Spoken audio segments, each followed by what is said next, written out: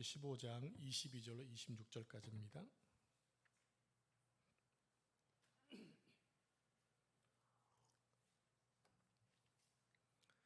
출애굽기 15장 22절로 26절까지 말씀을 한 절씩 교독하겠습니다. 모세가 홍해에서 이스라엘을 인도하매 그들이 나와서 수르 광야로 들어가서 거기서 사흘 길을 걸었으나 물을 얻지 못하고 마라에 이르렀더니 그곳 물이 써서 마시지 못하겠으므로 그 이름을 마라라 하였더라. 백성이 모세에게 원망하여 이르되 우리가 무엇을 마실까 하매 모세가 여호와께 부르짖었더니 여호와께서 그에게 한 나무를 가르치시니 그가 물에 던지니 물이 달게 되었더라. 거기서 여호와께서 그들을 위하여 법도와 율례를 정하시고 그들을 시험하실세. 26절 같이 읽겠습니다. 이르시되 너희가 너희 하나님 나 여호와의 말을 들어 순종하고 내가 보기에 의를 행하며 내 계명의 길을 기울이며 내 모든 규례를 지키면 내가 애굽 사람에게 내린 모든 질병 중 하나도 너희에게 내리지 아니하리니 나는 너희를 치료하는 여호와임이라. 아멘. 이 말씀은 살아계신 하나님의 말씀입니다. 아멘. 오늘 하나님께 예배하는 여러분들에게 하나님의 은혜와 평강이 가득하시기를 축복합니다. 오늘은 회복 축제 시리즈 6번째 시간입니다. 질병에서 회복으로라는 제목입니다. 오늘 우리가 살아가는 새 시대는 의학이 가장 발달한 시대입니다. 암을 치료하는 기술도 발전했고 또 장기 이식도 가능해졌고 인공지능이 질병을 진단하고 수술하는 지경까지 이르렀습니다. 그런데도 질병은 더욱더 다양해졌습니다. 정신과 마음의 병이 더 깊어졌습니다. 영혼의 병은 더욱더 깊어만지고 있습니다. 도대체 왜 그런 것일까요? 환경은 좋아지고 의학은 발달되었는데 왜 인간의 질병들은 계속 늘어가고 있는 것일까요? 그것은 최초의 인간인 아담과 하와가 하나님 말씀에 불순종하고 선악과를 따먹은 이후에 이 땅에 죄가 들어오고 저주가 들어왔기 때문입니다. 그 중에 하나가 질병의 문제입니다. 우리는 보통 질병이라고 하면 육신적인 병만 생각하는 경향이 있습니다. 그런데 성경은 질병을 더욱 넓은 시각으로 보고 있습니다. 무엇이냐면 영적인 영역이 있고 정신적인 영역이 있고 육신적인 영역이 있다고 하는 것입니다. 그리고 성경은 희망적으로 하나님은 이 세 영역의 모든 질병들을 치료하시는 여호와라고 선포하고 있습니다. 오늘 본문을 보면 하나님은 여호와 라파라고 말씀합니다. 여호와 라파는 치유하시는 하나님입니다. 오늘 본문의 배경을 잠깐 말씀드리겠습니다. 이스라엘이 출애굽을 하고 홍해를 건넌 후에 3일 길을 걸어서 마라에 도착을 합니다. 그렇게 3일 길을 걷는 동안 물이 없었는데 다행스럽게도 물이 있는 거예요. 목이 말랐던 백성 중에 가장 빨리 물을 마신 사람이 외칩니다. 물이 써서 마실 수가 없습니다. 그러자 실망한 백성들이 모세를 원망합니다. 그때 모세가 하나님께 부르짖자 하나님이 한 나무를 지명해 주셨고 그 나무를 물에 던지니까 쓴 물이 단물로 바뀌었다고 말씀합니다. 그러면서 하나님이 계명을 주시고 말씀하시죠. 나는 너희를 치료하는 여호와이다. 여기서 치료라는 단어는 히브리어로 라파입니다. 라파는 단순히 병을 고친다는 뜻이 아닙니다. 라파는 넓은 의미로 깨진 것을 회복시키다, 망가진 것을 원래대로 돌려놓다, 또 상한 것을 새롭게 하다는 의미를 가지고 있습니다. 그러니까 하나님은 인간의 몸만 치유려 하는 것이 아니라 인간의 삶 전체를 회복시킨다는 것입니다. 바라기는 오늘 여러분이 이 치료 하나님을 만나는 복이 있기를 축복합니다. 먼저 인간의 새 영역에 나타나는 질병을 잠깐 생각해 보겠습니다. 먼저 영적인 원인으로 오는 질병의 문제를 생각합니다. 사실 이 영역은 상당히 오해가 많은 부분이기도 합니다. 왜냐하면 주장이 다르기 때문에. 어떤 사람들은 모든 병은 영적인 문제 때문이다라고 얘기합니다. 또 반대 사람들은 영적인 원인은 전혀 없다라고 얘기합니다. 중요한 것은 성경이 과연 뭐라고 말씀하고 있는가? 영적인 원인으로 오는 죄도 있다라고 말합니다. 그래서 우리는 이 부분을 균형 있게 보는 게 중요해요. 어떤 경우는 우리에게 죄 때문에 오는 것도 있고 어떤 경우 하나님께서 우리를 시험 삼아 주시는 질병도 있기 때문에 이것이 과연 무엇인가를 판단하는 게 중요하다는 얘기입니다. 먼저 영적인 영역의 첫 번째는요, 죄로 인해 오는 질병이 있습니다. 우리 함께 시편 38편 3절 말씀을 같이 합독하겠습니다. 시작.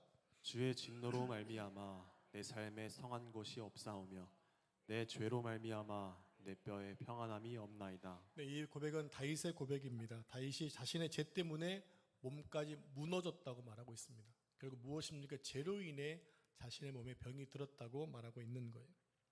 여러분, 죄는 영혼만 병들게 하는 것이 아니라 인간의 육신의 질병까지도 초래한다는 사실을 기억하셔야 됩니다.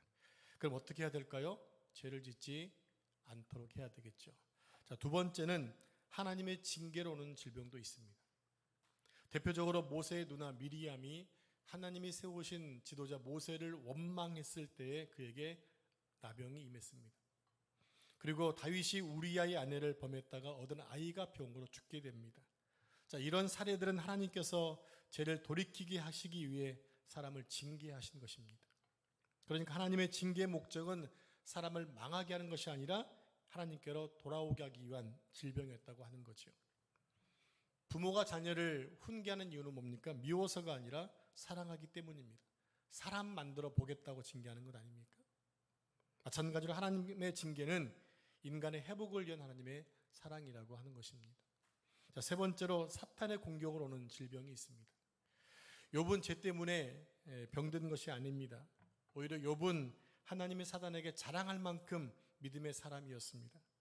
그래서 사단이 욥의 몸에 질병을 던지잖아요. 욥의 머리끝부터 발끝까지 악성 종기가 생겼습니다. 그를 방문하러 왔던, 위하러 왔던 세 명의 친구가 욥인지를 몰라볼 정도로 악한 종기가 온 몸을 뒤집고 있었습니다. 욥은 그 종기가 너무 힘들어서 자신의 생일을 저주하고 죽고 싶다고 말할 정도였습니다. 혹시 여러분들 어떤 병 때문에 죽고 싶다는 생각 가져본 적 있으실지 모르겠습니다. 얼마나 힘들면 그런 마음을 가질까요? 그럼 혹시 지금 여러분이 겪고 있는 고난과 질병을 무조건 하나님의 벌이라고만 생각하지 마시기 바랍니다. 그리고 반대로 아무런 영적 성찰 없이 그냥 우연이야라고 생각해서도 안 된다는 것입니다. 깊이 한번 돌아보는 겁니다. 나에게 지금 임한 질병이 무엇 때문인가를 돌아보고 그 문제를 가지고 하나님께 묻고 또 자신을 돌아보고 필요한 치료도 받고 기도 가운데 하나님의 뜻을 구하는 것이 필요하다는 것입니다. 이제 크게 두 번째로 정신적인 영역, 즉 마음의 질병을 생각해 보겠습니다. 현대인들은 많은 마음의 병을 안고 살아갑니다. 온갖 스트레스로 힘들어합니다.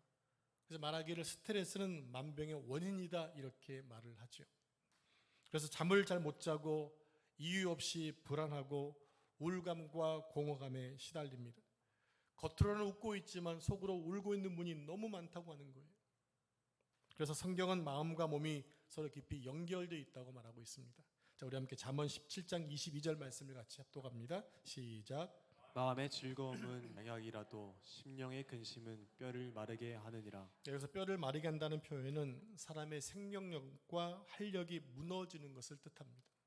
여러분, 실은 사람을 지탱하는 게 뼈에다가 거기에 근육 이런 것들이 붙어 있는 거잖아요.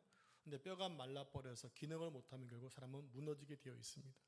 성경은 마음의 고통이 몸에도 영향을 준다라고 말하고 있는 겁니다. 그렇다면 무엇이 우리의 정신과 마음을 힘들게 하는 것일까요? 첫째로 두려움이 마음을 병들게 합니다. 성경에서 가장 많이 반복되는 명령 중 하나가 뭐냐면 두려워하지 말라예요. 성경학자는 이 두려워하지 말라는 말씀이 365번이 나온답니다. 그럼 365번이니까 기억나는 게 뭡니까? 1년 365일이죠. 그러니까 단 하루도 두려워하지 말라고 뭐 한 거예요? 명령한 거예요. 두려워하지 마세요가 아니라 두려워하지 말아라는 겁니다. 우리가 지난 주일에 두려움에서 믿음으로 라는 말씀을 묵상했습니다. 여러분, 지금 두렵지 않으시죠? 아멘, 할렐루야. 바라기는 여러분들이 말씀을 믿으시고 담대하게 살아가시기를 축복합니다. 여러분, 두려움 자체는 위험을 인식하기에는 정상적인 인간의 감정이에요. 그러나 두려움이 삶 전체를 지배하면 사람은 점점 약해지고 병들게 됩니다. 그러면 우리가 건강하려면 예수님 말씀처럼 어떻게 해야 되느냐? 믿음으로 담대해야 되는 거예요.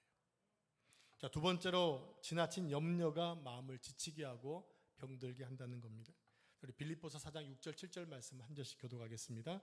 아무것도 염려하지 말고 다만 모든 일에 기도와 간구로 너희 구할 것을 감사함으로 하나님께 아뢰라. 그리하면 모든 지각에 뛰어난 하나님의 평강이 그리스도 예수 안에서 너희 마음과 생각을 지키시리라. 네, 6절에서 염려하지 말라는 헬라어 단어는 마음이 여러 갈래로 찢어진다는 뜻이에요. 그러니까 염려는 우리의 마음을 한 곳에 모이지 못하게 만들고 생각과 감정을 소모시킨다라는 거예요.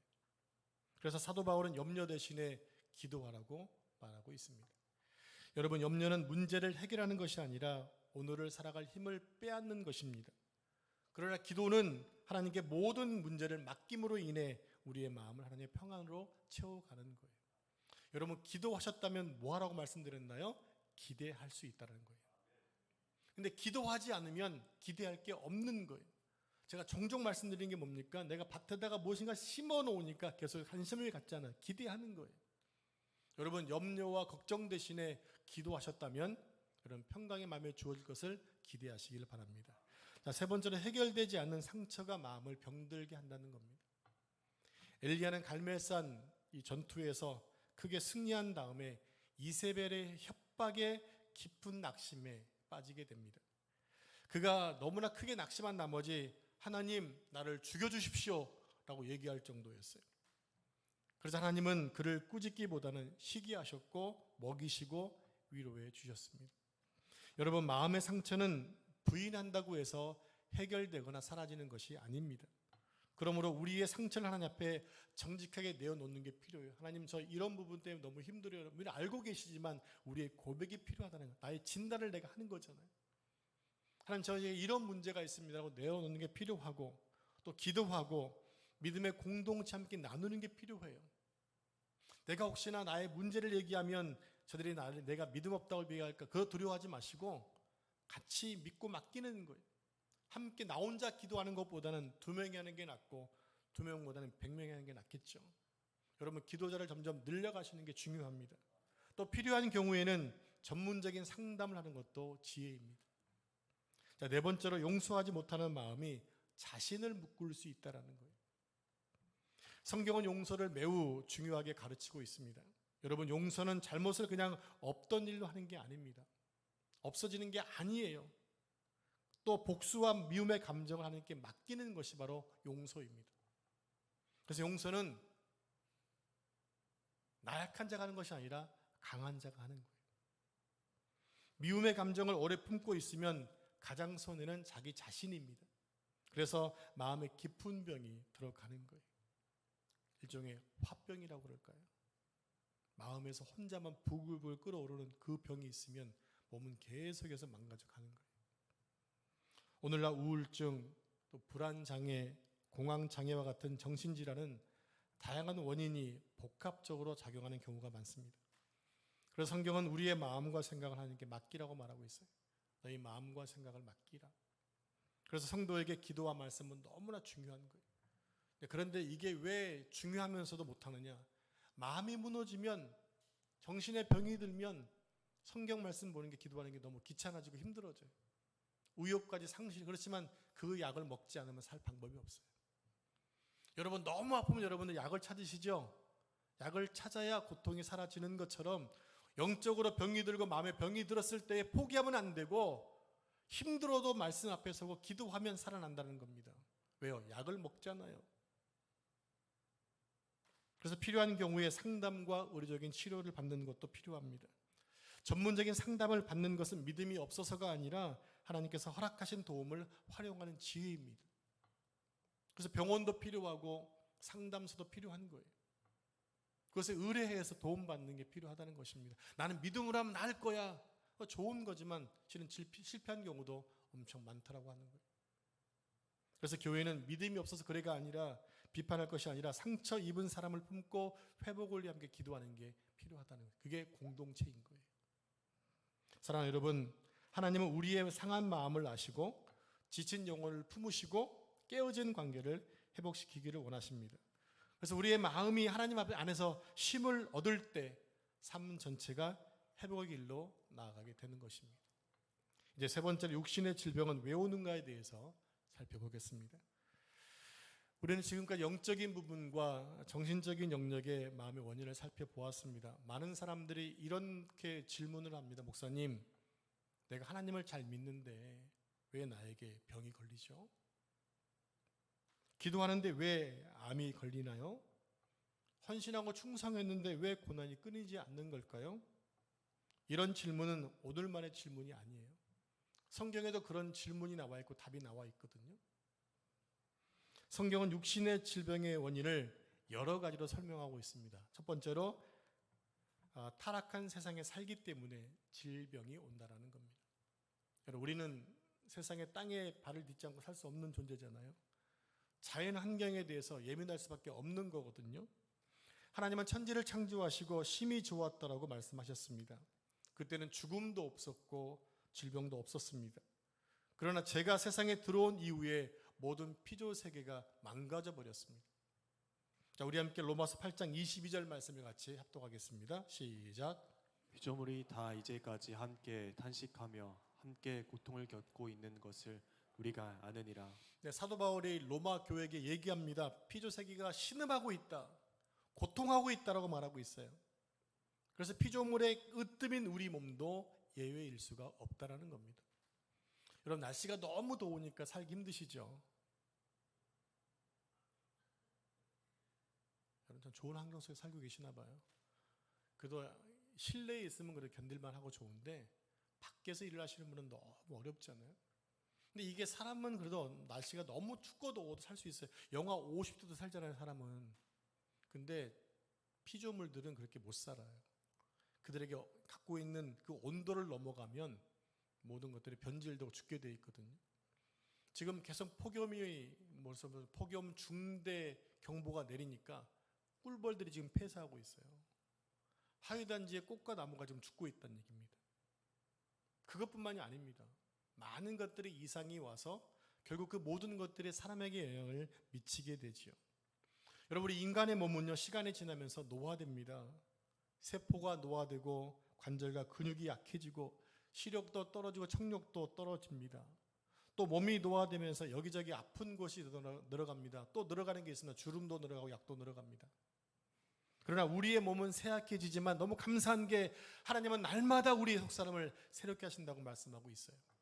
내 몸이 늙은 것만큼 거기에 내 영이 점점 더 커져야 된다는 이 축복을 여러분 기대하시면서 내 영이 날마다 새로워지도록 여러분 기도하시고 소원하셔야 됩니다. 자, 두 번째로 선천적인 질병도 있습니다. 요한복음 9장에 보면 나면서부터 앞을 보지 못하는 사람이 등장을 합니다. 제자들이 묻습니다. 주님, 저가 소경된 줄 난 것이 누구의 죄 때문입니까? 본인의 죄 때문입니까? 아니면 부모님의 죄 때문입니까? 그런데 예수님 말씀 뭡니까? 하나님이 하시는 일이 있어서 저렇게 된 거다.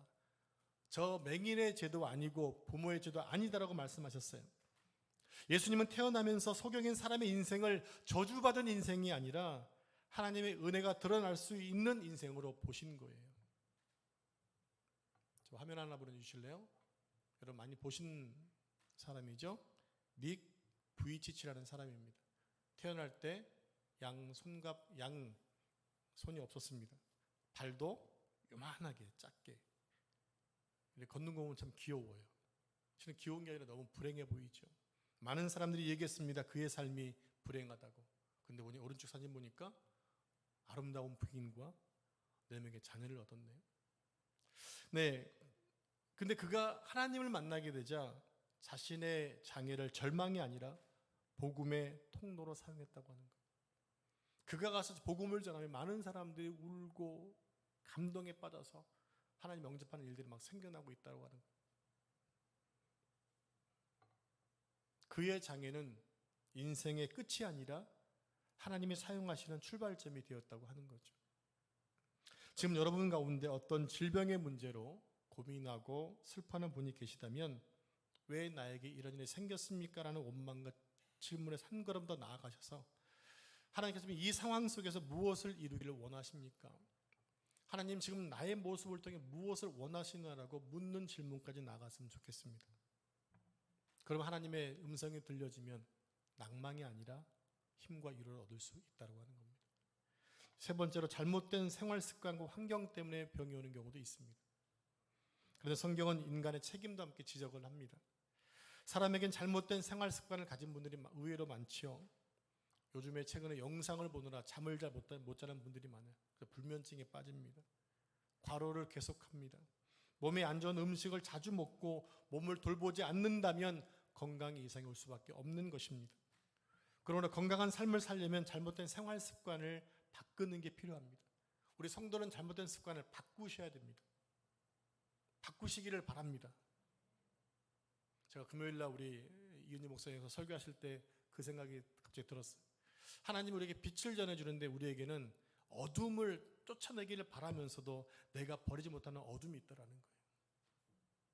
그것만큼 어둠인 줄 알고 죄인 줄 알면서 불구하고 그걸 버리면 무엇인가 허전할 것 같아서 감춰두는 게 있더라는 거죠. 여러분, 그게 잘못된 습관이에요. 그런 것들을 정확하게 깨내지 않으면 우리는 계속해서 힘든 삶을 또 연장해 갈 수밖에 없다는 겁니다. 여러분, 지금의 삶이 지금 변화되어지고 끝내기를 원하신다면 나의 잘못된 습관을 돌아보고 바꾸는 게 필요합니다. 내가 안 바꾸면 나에게 변화될 가능성이 없다는 것을 기억하셔야 돼요. 그리고 환경 때문에 오는 질병도 있습니다. 인간의 욕심 때문에 환경이 많이 파괴되었잖아요. 그래서 자연이 파괴되자 인간이 겪는 고통도 심해져 가고 있다고 합니다. 오늘날 이처럼 날씨가 더워진 것은 절대 우연이 아니잖아요. 해마다 1도씩 올라간다는 얘기가 있습니다. 자연이 파괴되어 그 기능을 잃자 대기 오염이 생기고 수질 오염이 생기고 토양이 오염되고 기후변화로 오는 질병들이 늘어만 가고 있습니다. 그러니까 지금 의학이 발달돼도 새로 생겨난 어떠한 바이러스나 이런 것들 때문에 더 고통당하고 있는 거예요. 결국 이런 현상들은 하나님이 주신 자연을 인간이 잘 지키지 못한 자연의 복수라고 생각을 하는 겁니다. 사랑하는 여러분, 우리 몸은 하나님이 맡겨주신 거룩한 성전이라고 말합니다. 건강을 돌보는 것은 하나님께 받은 몸을 책임 있게 관리하는 아주 소중한 사명이에요. 그리고 환경을 더럽히지 않고 보호하는 것도 우리가 해야 될 의무라고 하는 것입니다. 네 번째로 하나님의 영광을 드러내는 통로가 되는 질병도 있다는 것입니다. 사도 바울에게는 자신에게 육체에 가시가 있다고 말을 했어요. 육체에 가시가 있다. 바울에게 그 질병은 가시처럼 고통스러웠습니다. 그래서 육체의 가시를 없애달라고 3번이나 기도했지만 하나님은 가시를 제거해 주는 대신에 내 은혜가 내게 족하다라고 말씀하셨어요. 사도 바울은 그 말씀의 의미를 깨달은 다음에 자신에 나타나는 모든 능력들이 나의 힘이 아닌 하나님의 능력임을 고백하게 되고 내게 능력 주시는 자 안에서 내가 모든 것을 할 수 있다고 고백하게 되었다고 하는 거예요. 여러분, 믿음으로 기도한다고 해서 모든 질병이 곧바로 치유되지 않을 수 있습니다. 그러나 하나님은 질병 가운데서 속사람을 변화시켜 가세요. 성숙시켜 가신다는 겁니다. 그리고 치유가 되면 다른 사람들을 위로하고 격려하는 통로로도 쓰여질 수 있다고 하는 거죠. 그러니까 하나님께서 고난 속에서도 선한 일을 이루어 가신다고 하는 것입니다. 예를 들면 이런 경우입니다. 내가 암으로 인해 힘든 삶을 살았는데 하나님의 은혜로 암이 치유됐어요. 그러면 암 환자를 가장 잘할 수 있잖아요. 그럼 그들에게 자신의 상황을 설명하면서 도움을 줄 수 있다는 거죠. 그게 격려의 통로로 쓰여지고 있다는 얘기입니다. 내가 어떤 육체적인 고난뿐만 아니라 영적인 고난 가운데 살았을 때 그 부분을 이겨내면 그 일로 똑같이 힘들어하는 사람에게 도움을 줄 수 있다고 하는 거예요. 좀 부끄러운 얘기지만 제가 신대원 3번 떨어졌다 말씀드렸잖아요. 근데 교회 후배 가운데 신대원을 2번 떨어진 친구가 있었어요. 제가 얘기해 주니까 위로를 받더라고요. 글쎄. 그런 경우입니다. 여러분, 질병은 절대로 반가운 손님이 아니잖아요. 그러나 성도는 질병 속에서도 하나님 함께 하신다는 소망을 늘 굳게 붙들고 있어야 한다는 것입니다. 그럼 이제 오늘 말씀 중에 가장 중요한 말씀을 드리도록 하겠습니다. 여러분, 여호와 라파는 예수 그리스도 안에서 완성되어진다는 사실입니다. 오늘 본문에서 나는 너희를 치료하는 여호와라고 말씀하신 하나님은 신약에서는 하나님의 아들이신 예수님이 치료자로 우리 가운데 오셨다고 하는 사실이에요. 그러니까 복음서에 기록된 예수님의 치유 사역은 단순한 기적이 아니라 여호와 라파 하나님께서 육신을 입고 이 땅에 오셔서 고통 가운데 있는 사람들을 살려내셨다고 하는 거예요. 너무나 큰 은혜 아닙니까? 하나님은 한 번으로 끝내신 분이 아니세요. 예수님을 통해 그 일을 하셨고 지금도 그 일을 하고 계십니다. 성령의 능력을 통해서. 오늘 본문에서 하나님은 쓴물을 단물로 바꿔주셨습니다. 그것은 당신의 백성을 살리기 위해서 쓴물을 단물로 바꿔주시는 거예요. 그리고 예수님은 물보다 더 중요한 것을 고치셨습니다. 누굴 고쳤나요? 사람을 고쳤습니다. 우리 함께 누가복음 5장 17절 말씀을 같이 합독하겠습니다. 시작. 하루는 가르치실 때에 갈릴리의 각 마을과 유대와 예루살렘에서 온 바리새인과 율법 교사들이 앉았는데 병을 고치는 주의 능력이 예수와 함께 하더라. 네, 제가 성경을 읽는데 특별히 병을 고치는 주의 능력이 예수와 함께 임했다는 말씀이 저한테 팍 들어온 거예요. 이미 몇 달 전에 이 말씀이 저한테 들어왔어요. 그리고 계속 볼 때마다 어떤 건강의 문제, 병의 치료해야 되는 분이 계속해서 말씀에 보여지는 거예요. 근데 오늘 회복 축제 하다 보니까 이제 질병의 문제도 우리가 건드릴 수밖에 없는 부분이 있잖아요. 여러분, 이 말씀의 중요한 부분이 뭐냐면 병을 고치는 주의 능력이 예수와 함께 했다는 말씀입니다. 예수님은 여호와 라파의 하나님으로 병을 고치는 주의 능력으로 많은 환자들을 고치셨어요. 그러면 우리도 병을 고치는 주의 능력을 간구해야 됩니다. 하나님, 예수님에게 임했던 병을 고치는 주의 능력이 나에게도 임하게 해 주십시오. 그 나의 인간의 모든 부분과 영적인 부분, 정신적인 모든 문제가 치유될 수 있도록 도와달라고 기도하셔야 됩니다. 왜냐하면 하나님은 지금도 치유하기를 원하시는 분이시기 때문입니다. 그런데 예수님은 병을 골라가며 고치지 않으셨어요. 예수님은 간절한 마음으로 나오는 중풍병자, 맹인, 한센병자, 혈루증 앓는 여인, 귀신 들린 자, 그리고 죽은 자까지 살려내셨습니다. 왜입니까? 예수님은 여호와 라파, 치료하는 하나님이시기 때문입니다. 그러면 우리도 우리의 질병을 가지고 병을 고치는 주님께 믿음으로 나아가야 됩니다. 여기는 바로 우리의 믿음이 필요해요. 그리고 예수님의 십자가는 가장 큰 치유의 현장입니다. 이사야는 이렇게 말했습니다. 그가 채찍에 맞음으로 우리가 나음을 입었다. 베드로전서 2장 24절에 보면 베드로는 이렇게 말합니다. 친히 나무에 달려 그 몸으로 우리의 죄를 담당하셨고 그가 채찍에 맞음으로 우리가 나음을 입었다고 기록하고 있습니다. 여러분, 예수님의 십자가는 우리의 모든 죄를 다 치료하셨습니다. 우리 인간의 모든 질병을 고치셨습니다. 그리고 예수님의 십자가는 우리의 죽음도 치료하셨습니다. 십자가는 우리의 절망을 모두 치료한 기적의 현장입니다. 그리고 예수님의 부활은 완전한 치유의 완성이었습니다. 예수님은 죽음을 이기셨어요. 사망 권세를 이겼다고요. 이것이 가장 큰 치유의 역사라는 것입니다. 왜냐하면 모든 병의 마지막은 죽음이잖아요.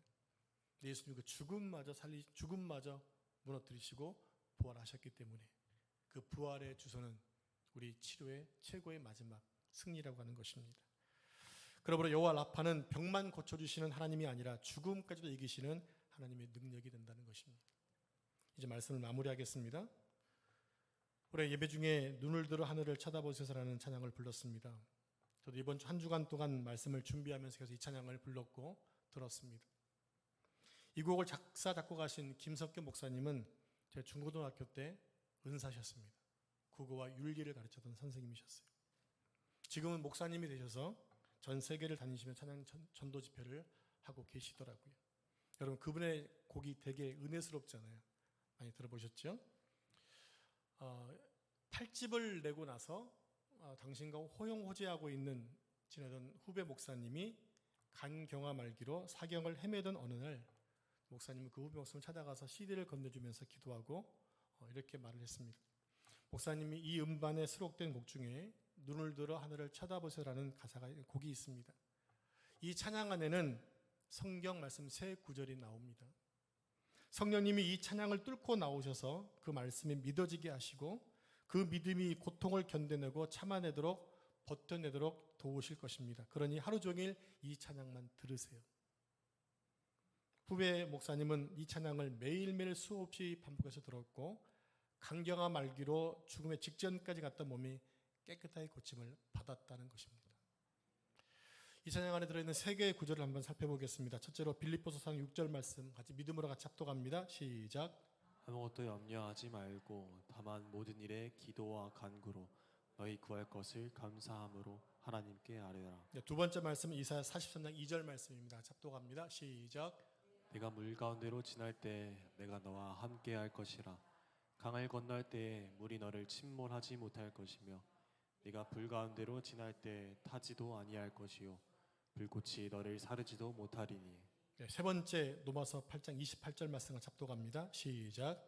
우리가 알거니와 하나님을 사랑하는 자 곧 그의 뜻대로 부르심을 입은 자들에게는 모든 것이 협력하여 선을 이루느니라. 아멘. 사랑하는 여러분, 오늘 여러분 가운데 영의 문제와 정신의 문제, 또 육신의 즐거움 문제로 고통당하는 분들이 계실 줄로 압니다. 바로 여러분의 질병이 떠나가는 순간까지 이 찬양을 계속해서 들으셨으면 좋겠어요. 한번 해보십시오. 믿음의 고백이 될 줄로 믿습니다. 마지막으로 성경 한 구절을 더 읽고 말씀을 마치겠습니다. 야고보서 5장 15절 16절 말씀을 같이 합독합니다. 시작. 믿음의 기도는 병든 자를 구원하리니 주께서 그를 일으키시리라. 혹시 죄를 범하였을지라도 사하심을 받으리라. 그러므로 너희 죄를 서로 고백하며 병이 낫기를 위하여 서로 기도하라. 의인의 간구는 역사하는 힘이 큼이니라. 네, 이 말씀은 성도 중에 병든 자를 위해 교회가 함께 기도하라고 하는 말씀입니다.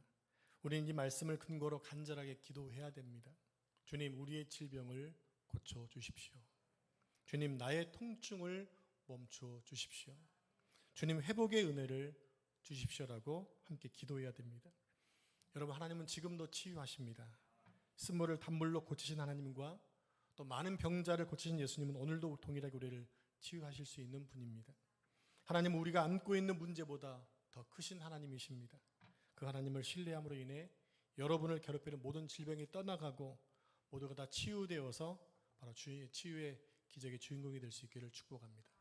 기도하겠습니다. 이 시간 하나님의 치유를 사모하는 마음으로 간절한 마음을 가지고 두 손을 가슴에 올리시고 아멘으로 고백하며 기도하겠습니다. 사랑과 은혜가 풍성하신 아버지 하나님 감사합니다. 우리가 이 시간 살아계신 하나님 앞에 겸손하게 나아갑니다.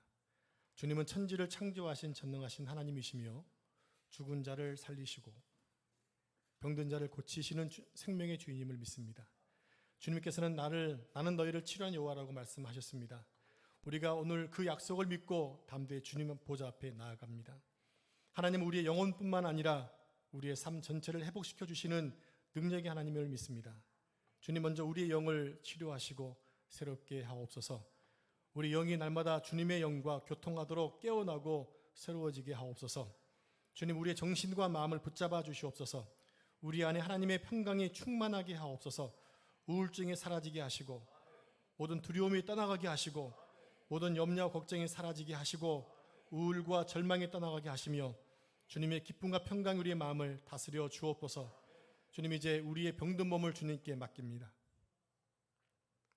이 시간 주 예수 그리스도의 이름으로 간구합니다. 연약해진 모든 세포와 조직의 생명력을 더하여 주옵소서. 상한 장기를 회복시켜 주시고 약해진 면역체제가 강건하게 회복되게 하옵소서. 루푸스가 떠나가게 하시고 류마티스 관절염이 깨끗하게 치유되게 해 주옵소서. 머리가 맑아지게 하시사 뇌경색과 뇌동류와 뇌동량이 사라지게 하시고 두통과 어지럼증과 이명과 이석증이 사라지게 하옵소서. 눈의 모든 불편함이 사라지게 하시고 비염과 축농증이 깨끗해지게 하시고 치통이 멈춰지게 하옵소서. 알레르기가 사라지게 하시고 아토피 피부가 아기 피부처럼 깨끗해지게 하옵소서. 심장이 튼튼해지게 하시고 부정맥이 사라지고 망가진 신장이 회복되게 하옵소서. 당뇨와 갑상선의 기능이 회복되게 하시고 배가 깨끗해지게 해 주옵소서. 그리고 모든 혈관이 깨끗해지게 하시고 오장육부가 튼튼해지게 하옵소서. 척수염이 사라지게 하시고 몸 안에 숨어있는 모든 암세포가 깨끗하게 떠나가게 하옵소서. 혈압과 고관절과 모든 관절염의 통증이 깨끗하게 사라지게 하옵소서. 무릎과 발목이 튼튼해지게 하옵소서. 목 디스크와 허리 디스크가 제이치로 돌아가게 하옵소서. 수술 앞둔 사람에게 평안을 주시고 수술이 잘 이루어지고 속히 회복되게 하옵소서. 치료 하나님, 우리의 욕심만이 아니라 가정도 회복시켜 주시고 깨어진 모든 관계도 회복시켜 주시며 연약한 믿음도 회복시켜 주옵소서.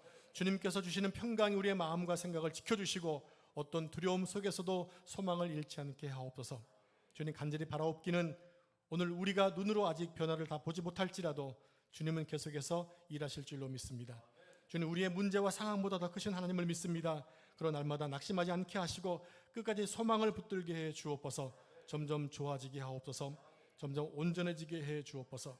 주님의 치유하심을 입고 우리의 남은 삶이 간증이 되게 하시고 모든 영광을 하나님께 올려드리게 하옵소서.